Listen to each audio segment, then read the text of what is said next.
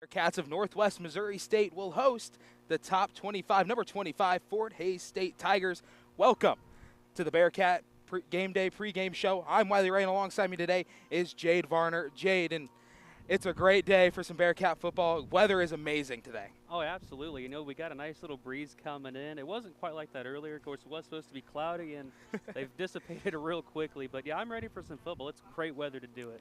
Not only is it Bearcat football, but it is also MIAA action here in Week 3, Week 2 for MIAA action. And so on the list, the Colorado School of Mines in Washburn kicked off earlier this afternoon at 1 o'clock. It was the earlier slate for the MIAA, and Jaden, the Colorado School of Mines, pulling out a squeaker as Washburn misses a 44-yard field goal with 6 seconds to go. Yeah, that's a rough one. I mean, Washburn, that's a great school that they just went up against and lost just by 3. I mean, to lose it off a field goal to tie it, I mean, I know emotions running. Of course, it's going to be tough later when you're watching film and you're going to nitpick every single thing that you did wrong, but that's a top school, number 5, and they went toe-to-toe with them. I mean, afterwards, you got to feel good if you're Washburn, so that's a great point for them, and I'm sure that they can use that later in the season. Yeah, when you look at these, when you compare these two teams, Colorado did have the first down with 22-19, but as we go down, it really was the passing yards that both teams really kind of stayed steady with, and the rushing yards is really what killed Washburn with 141 to 212 for Colorado School of Mines. Yeah, and that's what I had kind of wrote down before the game, that Washburn, just the run game, they just could not defend it very well. And that's been evident the first couple of games of the season for them, that yeah, they just can't stop. It doesn't matter who's running the ball, but yeah, I think if they can get that fixed, and obviously if they fixed it this game, they probably could have beat Colorado, and that would have been huge. But yeah, I think you fix that for them, and they are going to be great and a hard team to face later on. You know, Jaden, before we jump into tonight's nightcap games, we do have some games at the 6 o'clock slot, including the Northwest Missouri State Fort Hays State game. We also have some games coming up at 7. That one will be later tonight here for the MIAA. But let's talk a little bit more about the MIAA standings. Shaken up more than we thought it would as we looked at the preseason to where we are now. Yeah, absolutely. I mean, obviously Northwest was slated to be number 3. Currently we are last, which is a little unfortunate as a fan of the Bearcats, but, you know, I'm sure we can at least – it's still early in the season. There's plenty of time to get it back on the rails. But, I mean, looking at number 1, Emporia State, Fort Hays up there in the rankings for the standings as of right now. We got a lot. There's a lot of games left to go, and I'm sure that most teams are 1-0, 1-1 right now. A win tonight certainly gets us back up into the middle. But even if you look at it, Central Missouri is playing some great football, and they take on a great team later today too. So, yeah, right now certainly there's some ways that Fort Hays could also climb up. But yeah, hoping for a Bearcat win, and hopefully that we climb up those rankings, because last place is not a good look right now. You know, we were talking about this before the show, that the Bearcats currently sit 0-2, which is the first time since 1994 that the Bearcats have started a season 0-2. And, you know, so for some Bearcat fans who can remember that 30 years ago, they know how that season ended, and it ended as a winless season for the Bearcats. Yeah, let's hope that we don't end winless this season. I'm really hoping that they get a win tonight, but even after that, they went 0-11, and then 95-96 were a little bit better seasons for the Bearcats. But hopefully a win tonight keeps us from hopefully not going winless this season. That would be an ideal situation. You know, and not only that, but it's also a night game here at Bearcat Stadium, the second one of the season, I should add. We had one Thursday night, and then, you know, they're spoiling us here with another night game tonight at 6 o'clock, and it is Military Appreciation. So not only is it a Bearcat home game, a night game at Bearcat Stadium on a Saturday, I should add, but it's also a lot of appreciation to go around as we are honoring the military here today. Oh, yeah, it's absolutely beautiful. I mean, you couldn't pick a better day to do it either. I mean, there's a nice wind, everything. Of course, night games anytime, just college football in general, there's just a certain energy when it's a night game. Stadium's full. It's great. Teams playing well. And, yeah, great tonight for the military. You know, obviously I've had my family, a lot of military backgrounds. This is a special night for me too. And, yeah, we can see the flag down there. They're getting ready. They're going to pull that one out. That's going to be a great thing to see also. So, yeah, I'm looking forward to it. Yeah, not only that, but I heard that President Lance Tatum is going to be the one pulling the string for the cannon tonight for when Bearcats score. Yeah, I'm sure he's excited to do that. Even though he's an adult, he's a professional, but there's a little kid in him, someone that's like, yeah, I get to do that. Gotta love that. And, you know, Jaden, as we move on to more of the MIAA games, Missouri Southern and Missouri Western. Missouri Western coming off of a loss, but it wasn't a big loss for the Griffins. It was one that was kind of what I would say shocked a lot of the Griffins fans. Yeah, and realistically, the 3 turnovers in that game, 2 interceptions, or 2 fumbles and 1 interception, kind of killed their vibe. They were running the ball really well. I believe they had about 200 yards running on Fort Hays, and that's something that they couldn't. I mean, they could just keep doing, but yeah, the turnovers is what really costed them in that game.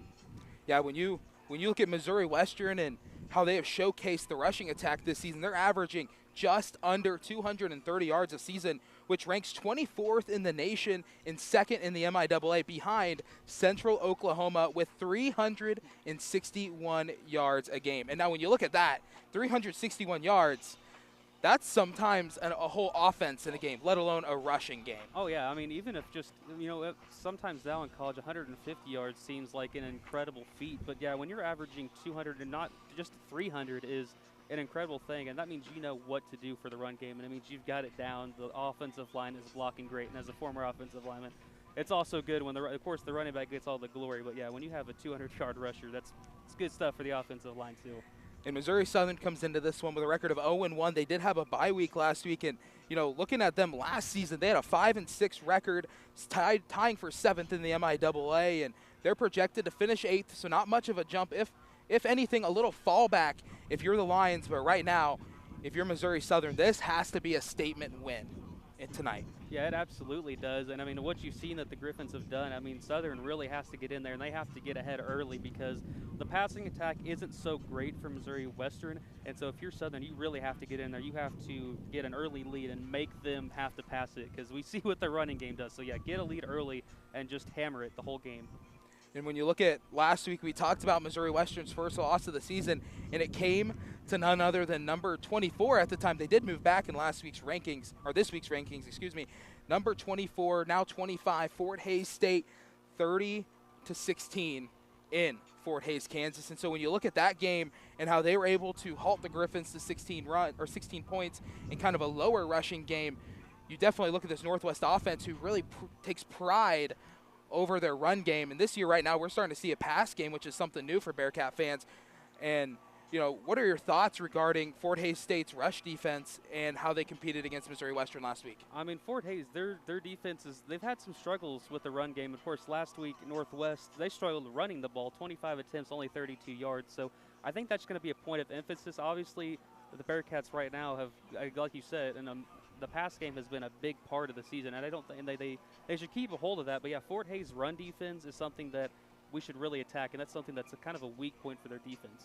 Yeah, and the Bearcats, we'll talk about them a little later as the show goes on, but Bearcats right now really need to get that run game started, and Fort Hays State is going to bring that defense today to stop the run game, which might open up the air for the Bearcats. But when you look at this Mo West and Mo South game, what are some things that you see in favor of either team that might give them the win?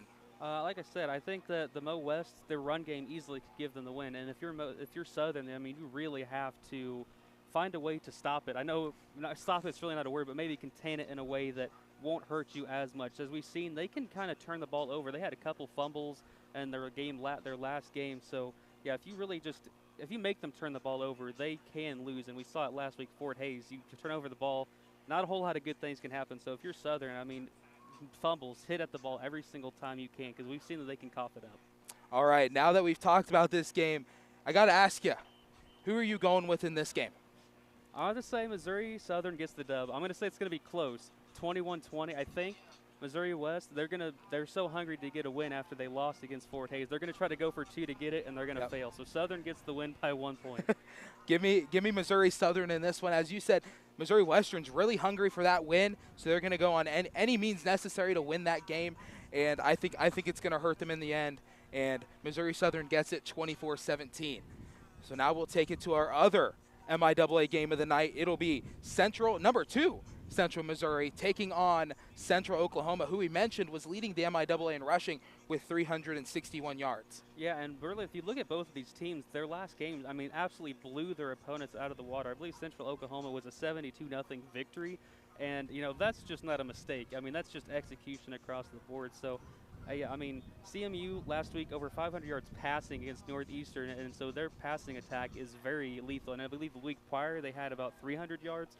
So yeah, their passing attack for against Central Oklahoma will be a huge thing to watch for that game. You know, we talk about it. We can't forget to mention that this Broncos team is coached by former Bearcat head coach Adam Dorrell. And so when you look at the transition under the Dorrell era coming into the Central Oklahoma for Dorrell, you look at that run game and you go, man, this is really familiar. You know, Northwest is known for that run game. And so Dorrell implementing it at a different college and it working in their favor is something really that Central Missouri, A, is going to find familiar, but also, B, when you put up 361 rushing yards in an opening game, that definitely is an area of concern for the Mules defense. Oh yeah, and that was something I was going to talk about. But like, yeah, 350 plus rushing yards is insane. And yeah, Bearcats fans obviously, I feel like they kind of missed that in a way, that amount of rushing attack. But yeah, that's going to be hard for CMU to really get a grasp on, and I think it's going to surprise them a little bit because they haven't really. I don't think they faced that quite level of just hardcore running and other than Bearcats here. But yeah, I think from a different perspective, it's going to hurt them a lot. I don't know if they're going to know how to stop it. Yeah, when you look at this, I mean, Central Missouri comes in number 2. They got a big win last week. But really one thing to look at is this is the MIAA, arguably the hardest conference in Division II football. You could argue it all day long, and 9 times out of 10 it's the MIAA being the hardest conference. And so from 1 to 12, those teams will fight day in and day out. And so Central Missouri going to Tahlequah, Oklahoma to face the Broncos is definitely something that might say upset to some people. Yeah, honestly, I think that could possibly be that way. I mean, I know CMU has quite an awful lot of weapons, and then, you know, Oklahoma, it's going to be a tough one. I do think that CMU does somehow win it, even though it's in Oklahoma. It's going to be a tough game, but I do think CMU comes out ahead on that one. Yeah, when you look at Central Oklahoma, we talked about their rush game. We hit that as a focal point, and two rushers had over 100-yard performances. It was Jalen Cottrell and Quincy Thompson, and they both tallied 103 rushing yards as Cottrell did it in 6 carries and Thompson did it in 11, so both of them had a touchdown each. And then William Mason rushed the ball 7 times for 67 yards, and then it goes Dawson Hurl, 47, Andrew Carney with 27 and a touchdown, and Jeff Huff with 3 rushes for 19 yards. So you look at, if you're UCM's defense, you're really looking at that rush game, and you just have to sit there and go, who do we have to stop? Who do we have to contain? Because when you have 2 guys that are 100-yard rushers, things do get a little bit interesting. Well, not only that, but just the amount of carries that they've gotten in the rush attempts, it's very low, which means they're efficient in how they're running, which means, again, the linemen blocking, they're executing their blocks, their situation and stuff. I'm sure that they have a lot of outside sweeps too and inside runs and stuff that's going to work well for them. But yeah, the little carries is what speaks to me, is that they are doing it efficiently, effectively, and that's a great thing for a run game. So as we look at this one, we talked about the game. What's your prediction? Who do you got in this one? Like I said, I think CMU gets it. It's going to be a little surprise to a lot of people. I have it 35-14 CMU win in this one. So a little bit surprising, I know, but that's what I've got. I think this one, the Broncos don't get the win, but it is a big offensive strike. UCM gets the win 38-14. We're going to take a quick break, and we'll be right back with some more football talk here on the Bearcat pregame show. I'm Wiley Ray, and with me once again is Jaden Varner. We'll be right back after this.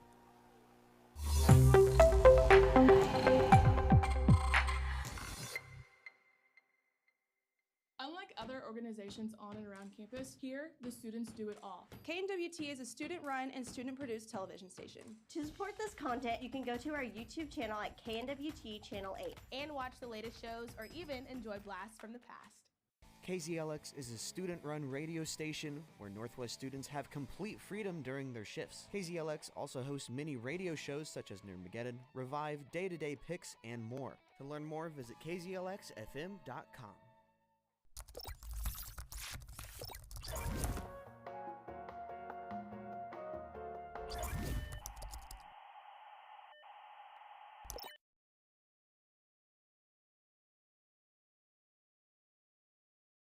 Is KZLX 106.7, the student station for Bearcat Nation. I'm Wiley Ray, and with me once again, Jaden Varner. And Jaden, right now is a top 25 matchup. Here's where we'll kick off. It is the Gorillas of Pittsburgh State at number 4 in Division II, taking on the number 21 Emporia State Hornets. Yeah, that one, I mean, this one has just got Game of the Week written all over it. I mean, you got 2 ranked opponents, and both very good and have been very good the last couple of years. I mean, both teams 2-0, unbeaten. So somebody's going to have to come out here with the loss. And, you know, I'm going to say they're both playing probably their best ball that I've seen. Of course, Pitt State's obviously one of the better teams in the MIA so far. And, you know, I think when you look at it, Pittsburgh just does a lot of things good on offense. Their defense is just as sturdy. I think the thing for Emporia State is you've really got to focus on their quarterback. He's pretty good at pinpoint accurate passes, so I think if you're Emporia State, you really have got to try to get to him and make him as uncomfortable as possible. You know, a lot of people questioned what was going to go on in Pitt State and how that team was going to produce with some absences in the coaching office as well as some players transferring out. But right now, I think the Gorillas are truly just they left off in a good spot. They didn't stall. They're staying steady, and that's one thing that you like to see with the program when it changes the regime is you like to see where it stays the same, if not it gets better. Yeah, and I think that was a lot. There was a lot of concern about that they knew that they were already a high-flying team, but then to go for some change like that, and it essentially maybe even gets better than it was before. Yeah, so to see that just almost speaks levels to the kind of program that they've built and the team, the atmosphere around them that they have. But yeah, I think even looking again, like for them, just the last couple of years has been insane for them. They have really built up their program to be something that a lot of people talk about. You bring them up, and it's just everybody knows who you're talking about. And yeah, they're just a lot of good things to say about them. You know, when you look at this series here between Pitt State and Emporia State, it is the 102nd all-time meeting between the Gorillas and the Hornets in a series that dates back to 1915. So when the MIAA was founded, this is one of the forefather games of the MIAA conference. And so when you look at this, the tradition, the ninth longest rivalry in NCAA Division II football, what are some things that you have to do to be successful if you are the Hornets getting the upset? Well, me, coming from a really big rivalry game from when I was in high school between Brookfield and Marceline, I mean, there's a lot of hatred between that. I mean, you can go the week prior, you know people over there, they know you. But that once it hits game week, from any experience that I have, I know they're right in there. They're sitting there thinking they both want it just as bad. They know the rivalry between both these. They know the history. They've seen it. They get coached through it. I mean, they both just, it doesn't matter. They're going to take 110% times 2. And, yeah, it's just going to be basically everyone's best effort for an entire game, 4 quarters. And really, I'm excited. This is basically what I said the game of the week right here. Yeah, when you look at this, you look at the other schedule of the MIAA, this really is a game of the week. Top 25 matchup, 9th longest rivalry in Division II. And it can't get better than this. Is another evening game the MIAA has added to their schedule for week number 3. So when you look at this, you look at senior quarterback for the Gorillas, Chad Dodson Jr. in his 3rd season directing this offense. What are some things that you think he's going through right now? He goes, hey, 3rd season, I'm a veteran, 4th ranked team in the nation. You know, do you think there's stuff he has to worry about other than his performance in a game? I think for him, I mean, obviously 3 years into this at this point now, I think for him, he's just trying to get used to everybody that around him. Obviously, a lot of new people come in and out and stuff. I think for him, is just trying to build that morale with everybody on the team with him. He knows what he can do, and he's just trying to make sure that everybody's on the same page as him. So I think it's less of him being worried about the season and obviously being a ranked team. They've been ranked before. I think it's just that morale with your teammates, becoming a family, and I think that's what's going through his mind so far. And, you know, Jaden, we're getting to that point here with this. Who do you got in this one? Top 25 matchup, a big game in the MIAA. Who do you got? Oh, I'm going to go upset. I'm going to go Emporia State 17-10. As much as it's crazy that I was just talking up Pittsburgh State, I think it's a rivalry game. Anything can happen. I do think Emporia State wins it 17-10. You know, I love the upset. I love the upsets. That's my favorite thing about football and any other sport is taking the underdog. But in this one, I think the Gorillas get the win, and I think it's 28-20 for this one, and the Gorillas get the win over the Hornets in the top 25 matchup. And now, the game of the night here in the Ville, it is the Northwest Missouri State Bearcats taking on the number 25 Fort Hays State Tigers. And Jaden, the Bearcats, we talked about this earlier in the show, the Bearcats are not off to the start they wanted. No, and you can see it through the team. I mean, they fought last week against Nebraska Kearney. Just a lot of unfortunate things happened there. But even in the first home game here that Thursday night, in it for most of the game, I mean, they tried. They threw the ball a lot.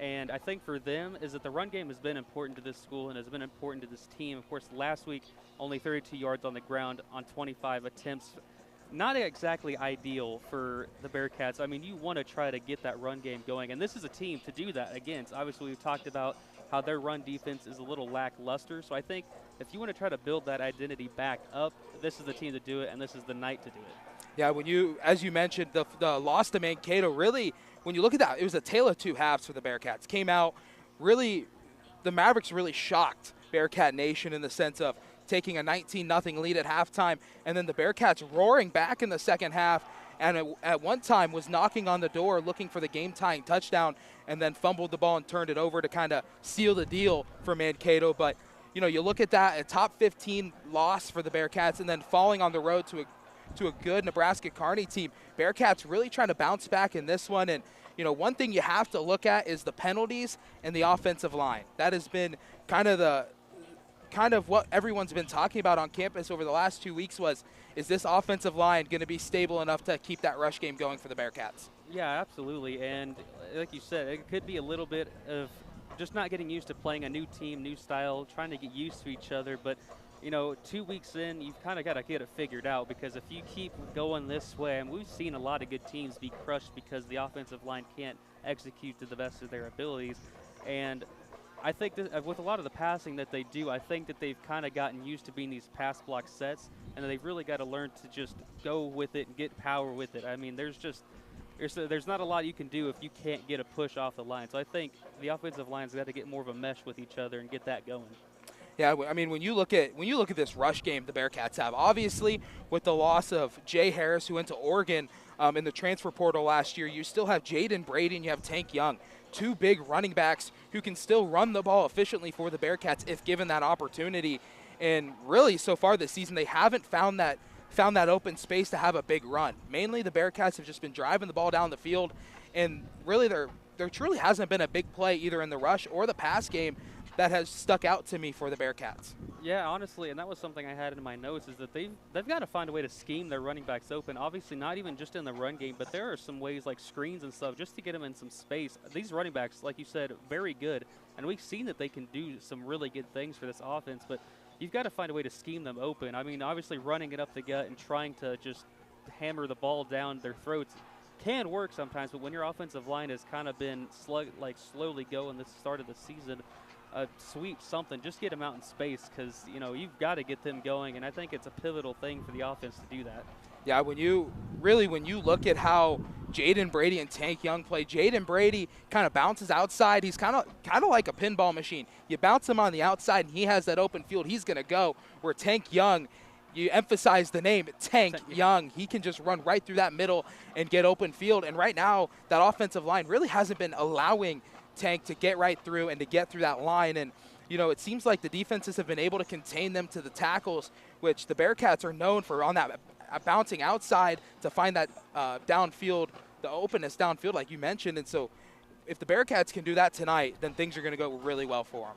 Yeah, and like I said, I mean, of the past game, we've seen that that's been a surprising factor to the team so far. And if just getting them involved in that somehow to get them going, build that confidence, even in the offensive line, if you can get them downfield to build confidence in themselves that they can go and hit some contact, so that secondary down there, I think that would be huge for them tonight.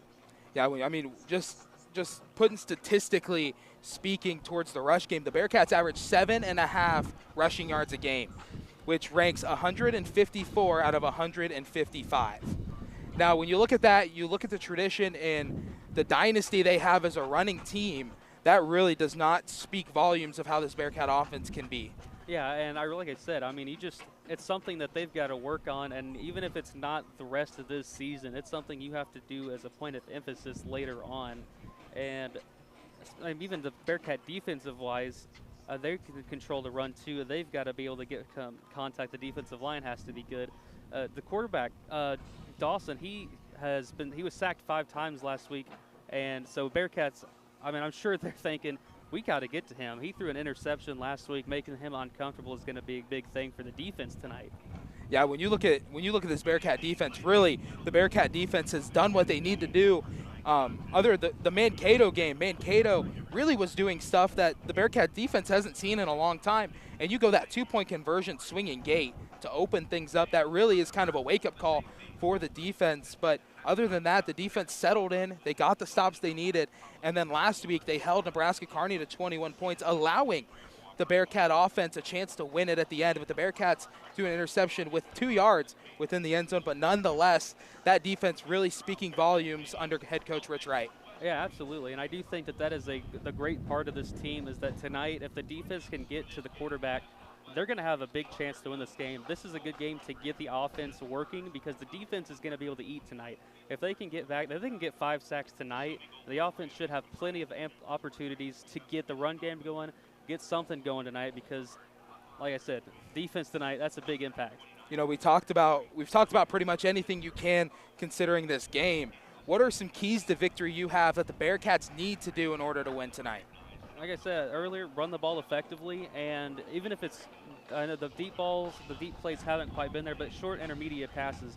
This defense for Fort Hays kind of struggles with that short game. They haven't done it too well so far this season, so short game tonight. I know you always want to think the big plays, but just the intermediate short cross pass in the middle, that's gonna be good for them. Defensive-wise, what they've been doing so far, I mean, get to the quarterback. That's kind of been the big thing. Just do that tonight, and I think that's a big win for the Bearcats.